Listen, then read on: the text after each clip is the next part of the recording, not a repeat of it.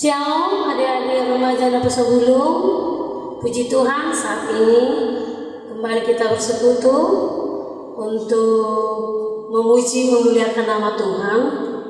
Untuk itu, sebelum kita memulai ibadah di malam hari ini, terlebih dahulu kita berdoa di dalam hati kita masing-masing. Marilah kita berdoa.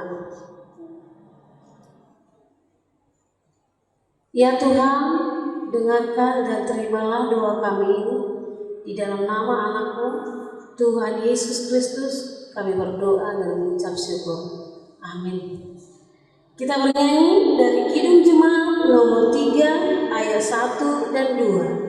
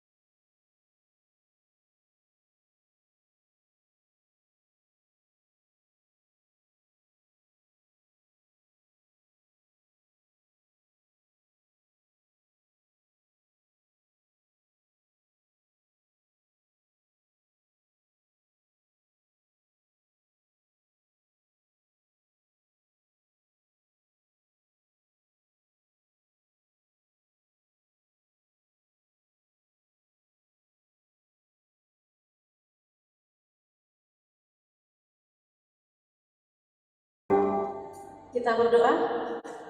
Terpujilah Engkau Allah Bapa, Anak dan Roh Kudus pada malam hari ini, di mana Engkau memberikan kami kesehatan dan kekuatan yang baru. Terpuji Tuhan, Engkau berikan kami napas kehidupan, sehingga kami boleh memuji memuliakan nama Tuhan saat ini bersama dengan anak-anak-Mu remaja dan pesebulu yang ada di HKBP Karawang ini. Tuhan, kami masih tetap melakukan ibadah di rumah kami masing-masing. Kiranya Tuhan, anak-anak saat ini juga senantiasa memuji memuliakan nama Tuhan.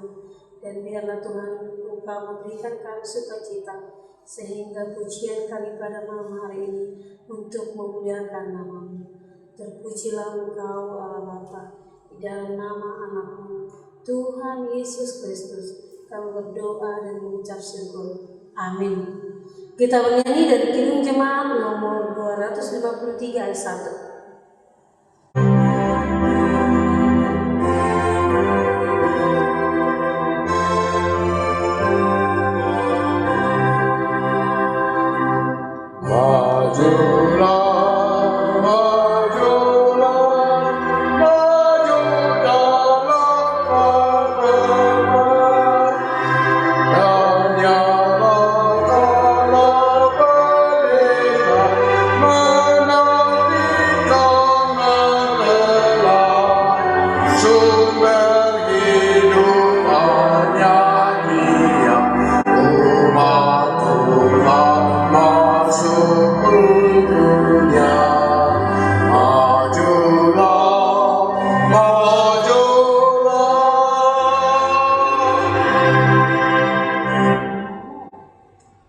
Kita berdoa.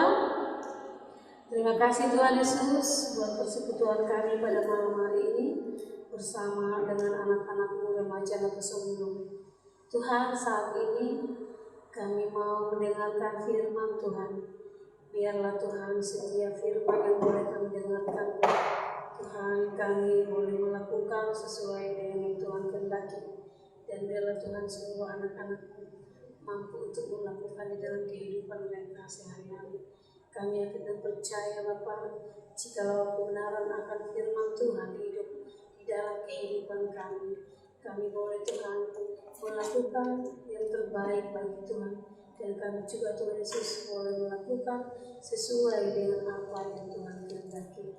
Bapa yang baik, berkatilah seluruh anak-anak-Mu yang pada saat ini boleh mengikuti ibadah. Biarlah Tuhan Kau jadikan mereka sebagai pelaku-pelaku firman Tuhan, dan biarlah Tuhan senantiasa mereka bersukacita di dalam memuji memuliakan nama-Mu.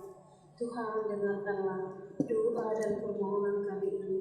Biarlah Roh Kudus-Mu yang senantiasa memenuhi kami, dan biarlah Tuhan Roh Kudus-Mu yang senantiasa mengajari kami, sehingga kami Tuhan boleh bertumbuh di dalam iman, dan kami boleh Tuhan menjalani setiap hari-hari kami. Kami yakin dan percaya Bapa, jika kami boleh berjalan seturut dengan kehendak Tuhan, Tuhan kami senantiasa bersukacita. Di dalam nama anak-Mu Tuhan Yesus Kristus kami berdoa dan sambut firman-Mu. Amin. Firman Tuhan pada malam hari ini sebagai renungan kita adik-adik remaja Naposo Gunung yang tertulis dari Kisah Para Rasul pasal 5 ayat 1 sampai ayat yang ke-11. Inang bacakan untuk kita semuanya, marilah kita ikuti dalam hati kita masing-masing. Demikian firman Tuhan. Ananias dan Safira. Ada seorang lain yang bernama Ananias. Ia beserta istrinya Safira menjual sebidang tanah. Dengan setahu istrinya, ia menahan sebagian dari hasil penjualan itu, dan sebagian lain dibawa dan diletakkannya di depan kaki rasul-rasul. Tetapi Petrus berkata, Ananias, mengapa hatimu dikuasai iblis, sehingga engkau mendustai Roh Kudus dan menahan sebagian dari hasil penjualan tanah itu? Selama tanah itu tidak dijual, bukankah itu tetap kepunyaanmu? Dan setelah dijual, bukankah hasilnya itu tetap dalam kuasamu? Mengapa engkau merencanakan perbuatan itu dalam hatimu? Engkau bukan mendustai manusia, tetapi mendustai Allah. Ketika mendengar perkataan itu, berbahalah Ananias dan putuslah nyawanya. Maka sangatlah ketakutan semua orang yang mendengar hal itu. Lalu datanglah beberapa orang yang muda. Mereka mengapani mayat itu, mengusungnya keluar, dan pergi menguburnya.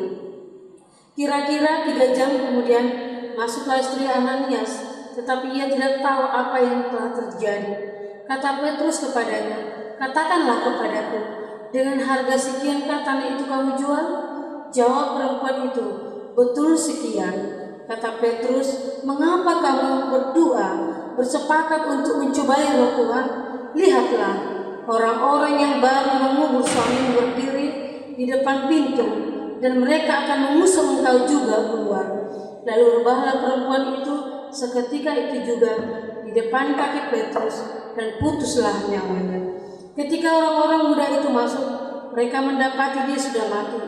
Lalu mereka mengusungnya keluar dan menguburkannya di samping suaminya. Maka sangat ketakutanlah seluruh jemaat dan semua orang yang mendengar hal itu. Adik-adik remaja Naposo Gunung, saat ini firman Tuhan menyapa kita tentang cerita Ananias dan Safira. Pada masa gereja mula-mula, orang-orang yang percaya kepada Tuhan Yesus hidup dengan rukun. Mereka saling mengasihi dan saling berbagi. Ada di antara mereka dikatakan tadi seorang bernama Ananias. Ananias memiliki istri yang bernama Safira. Ananias menjual aset tanah yang dia miliki dan bermaksud untuk mempersembahkan uang hasil penjualan tanah tersebut untuk pekerjaan Tuhan. Setelah tanah yang dijual itu laku, dengan setahu istrinya, ia menahan sebagian dari hasil penjualan itu. Rasul Petrus yang penuh dengan Roh Kudus mengetahui ketidakjujuran yang telah dilakukan oleh Ananias dan menegurnya dengan keras. Katanya, Ananias, mengapa hatimu dikuasai iblis sehingga engkau mendustai Roh Allah, Roh Kudus? Lebih jauh, Petrus berkata, mengapa engkau merencanakan perbuatan itu dalam hatimu? engkau bukan mendustai manusia, tetapi mendustai Allah. Setelah menerima teguran yang keras tersebut, apa yang terjadi adik-adik remaja Nabi sebelum? Ananias jatuh lemah dan nyawanya putus. Beberapa orang muda mengusung dan mengapani, menguburkan jasad Ananias. Demikian juga, tidak berselang waktu kemudian, kira-kira 3 jam kemudian, istrinya datang pada Rasul Petrus, tempat yang sama di mana sebelumnya suaminya datang. Pada waktu itu Safira belum mengetahui peristiwa tragis yang telah menimpa suaminya. Kata Petrus kepadanya, katakanlah kepadamu, dengan harga sekian tanah itu kamu jual?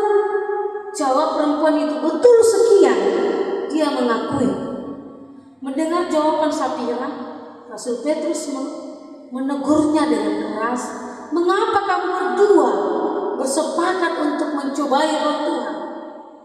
Lalu pada saat itu juga rubuhlah perempuan itu di tempat di depan kaki Petrus dan putuslah nyawanya.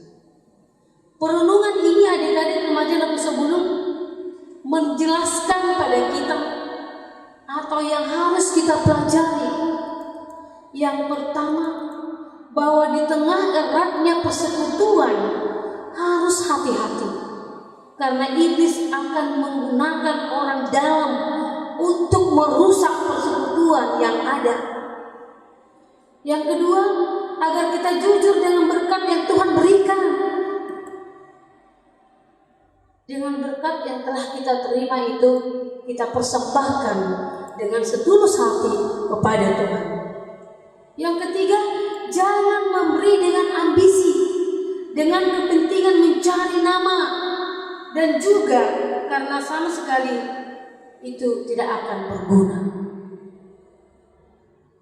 Yang berikutnya, jangan bersepakat dengan hal-hal yang negatif, karena akhirnya kita pun terkena imbasnya menuju pada kehancuran. Dan yang berikutnya ada banyak orang terjerat dengan rasa khawatir dengan hidupnya, sementara Tuhan sudah berjanji tidak akan membiarkan dan meninggalkan kita. Lalu mengapa harus ragu dan khawatir dengan hidup ini? Adik-adik apa sebelum banyak godaan yang datang pada kita saat ini. Apakah itu masalah tentang jodoh?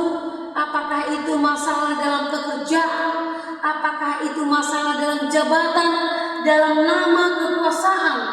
Itu bisa dipakai iblis untuk menghancurkan kita. Oleh karena itu, adik-adik Nabi sebelum, kita harus tahu, harus mengingini ataupun mengikuti keinginan daripada Tuhan. Jikalau hal itu terjadi seperti yang tadi kita sebutkan itu adalah merupakan keinginan yang dikuasai oleh para iblis. Adalah sebuah kesalahan besar jikalau kita berjalan atas kehendak kita sendiri dan bukan pada kehendak Roh. Inang pernah sudah katakan kepada kita apa yang menjadi tugas daripada Allah, Bapa, Anak, Yesus Kristus, dan bahkan juga Roh Kudus. Semua adik-adik remaja Nabi sebelum menjawab satu persatu. Tentu kita di sini diajari atau bahkan harus mengetahui apa yang menjadi tugas Roh Kudus di dalam hati kita, di dalam kehidupan kita. Di saat kita merencanakan sesuatu hal yang salah, atau bahkan kita merencanakan niat-niat yang jahat atau yang tidak diinginkan oleh Tuhan di dalam kehidupan kita, jikalau kita mau dipenuhi oleh Roh Kudus, pasti kita akan mendengarkan dan Roh Kudus akan menggagalkan itu. Jikalau Tuhan tidak menginginkan itu ada dalam diri kita, Roh Kudus bisa melakukan cancel seluruhnya, menggagalkan segala namanya niat jahat, apalagi untuk melakukan kepada orang yang baik kepada kita. Karena di saat yang sama kita sedang mempersiapkan kehancuran bagi diri kita secara tak sadar. Jikalau kita melakukan itu kepada sesama kita harus mempersiapkan diri kita juga mengalami hal yang demikian. Persoalannya adik-adik remaja dan pesobulung, apakah selama ini tanpa kita sadari kita juga pernah atau malah sering melakukan pencitraan seperti apa yang dilakukan oleh Ananias dan Safira? Mereka melakukan hal itu supaya mereka terkenal, ternama, supaya tenar, ya, seperti artis-artis itu ya. Ananias dan Safira mau berbuat hal yang demikian supaya di dalam kehidupan jemaat itu segala sesuatu yang buruk atau kesalahan yang mereka lakukan tertutupi dengan syarat mereka sendiri atau dengan teknik mereka sendiri memberikan persembahan, tetapi bukan yang sepatutnya mereka berikan kepada Tuhan. Mungkin kita sering memberikan persembahan kepada gereja, tetapi dengan motivasi yang kurang tulus. Atau mungkin kita selama ini sebagai pelayan Tuhan yang sering tampil, atau bahkan kita dipakai juga sebagai song leader atau pemain musik, atau apapun itu sebagai pelayan di kebaktian gereja. Tetapi sering sekali hidup kita masih penuh dengan yang tidak diinginkan oleh Tuhan. Bahkan pada masa pelayanan pun kita sering sekali hanya melakukan pencitraan supaya meninggalkan nama baik, agar kita dikenal sebagai pribadi yang baik dan tulus. Padahal sebenarnya hati kita masih penuh dengan segala namanya kelicikan. Jika hari ini kita membaca renungan ini, adik-adik remaja dan pesobulung, jangan tunda untuk bertobat. Jika Tuhan menerapkan standar yang sama dengan Ananias dan Safira tersebut, mungkin saat ini kita juga sudah mati. Akan tetapi kesempatan yang Tuhan berikan harus segera kita gunakan untuk bertobat. Tidak ada gunanya lagi melakukan pencitraan di depan jemaat atau di depan hamba Tuhan. Karena setiap pencitraan di hadapan Tuhan itu sama saja dengan mendustai Tuhan dan mendustai Roh Kudus. Adik-adik remaja dan pesobulung, jika sekarang kamu dipakai Tuhan, ambil bagian, ikut serta di dalam melayani Tuhan di dalam gereja-Nya, apa yang menjadi motivasimu untuk melakukannya? Apakah sebuah pencitraan belaka atau memang berdasarkan ketulusan hati? Nah, dari sini kita bisa menjawab secara pribadi lepas pribadi. Kejujuran harus dimulai dari hal-hal yang kecil. Apa yang membuatmu sulit untuk melakukan itu? Dan apa responmu? Jika ada orang yang hidupnya dipenuhi dengan hal tersebut, Roh Kudus senantiasa mengajari kita, Roh Kudus senantiasa mengarahkan hidup kita untuk melakukan yang terbaik bagi Tuhan. Amin. Kita berdoa. Terima kasih Tuhan Yesus buat firman yang boleh kami dengarkan saat ini. Engkau mengajari kami dengan kuasa Roh Kudus supaya kami senantiasa Bapa hidup dalam persekutuan yang tulus, yang murni dan ikhlas di hadapan Tuhan. Tuhan Yesus yang baik, biarlah Engkau senantiasa memberkati seluruh anak-anak remaja dan pesobulung dimanapun mereka berada, supaya mereka senantiasa Tuhan mensyukuri segala apa yang mereka terima dari Tuhan, dan mereka senantiasa mempersembahkan yang terbaik bagi Tuhan. Tuhan, janganlah kami hanya menerima saja atau hanya memohon dan meminta kepada Tuhan, tetapi Tuhan Yesus, oleh karena bimbingan Roh Kudus, kami mau untuk senantiasa memberikan yang terbaik bagi Tuhan. Kami yakin dan percaya Bapa, Jika hal itu kami lakukan di hadapan Tuhan, berarti kami senantiasa mempersembahkan yang harum bagi Tuhan.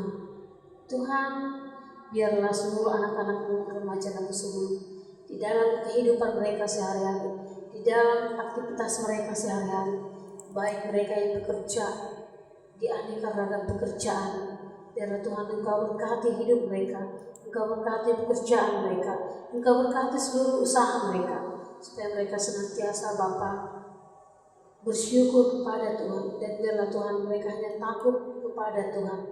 Bapa yang baik, kami juga berdoa buat remaja dan sebelum yang masih dalam pendidikan mereka, kiranya Tuhan berikan hikmat dan bijaksana sehingga mereka senantiasa Tuhan tunduk dan setia kepada Tuhan untuk menggapai seluruh cita-cita mereka. Bapa yang baik, biarlah seluruh anak-anak-Mu hanya takut kepada-Mu. Bapa yang baik, biarlah firman-Mu saat ini bertumbuh di dalam kehidupan seluruh anak-anak-Mu ini dan berbuah di dalam kehidupan mereka sehari-hari. Kami kena percaya mereka, Bapa, jika mereka Tuhan boleh merenungkan setiap firman yang mereka dengarkan Tuhan, dan mereka mempergumulkan di dalam kehidupannya, bahkan membuahkan di dalam kehidupan mereka sehari-hari. Bapa, kami akan percaya yang terbaik bagi Tuhan juga hanya untuk kemuliaan bagi nama-Mu. Bapa yang baik, ampunilah segala dosa dan kesalahan kami, supaya kami layak menerima berkat-Mu. Di dalam nama Anak-Mu, Tuhan Yesus Kristus, kami berdoa dan mengucap syukur. Amin. Kita bernyanyi dari Kidung Jemaat nomor 363 ayat 1 dan 3.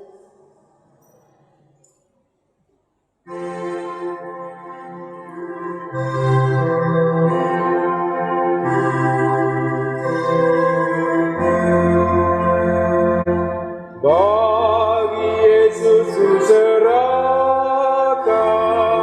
hidupku seluruhnya, hati dan perbuatanku pun waktuku miliknya.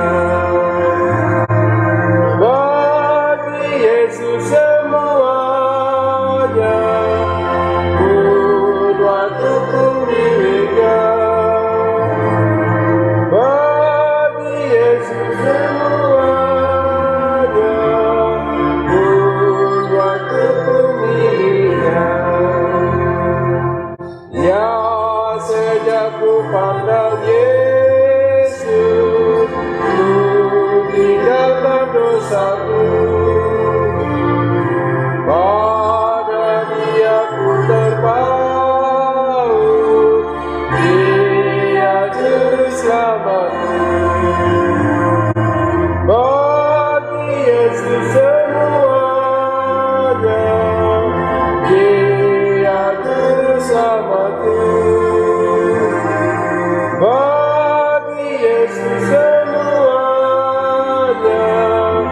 Dia juru selamatku.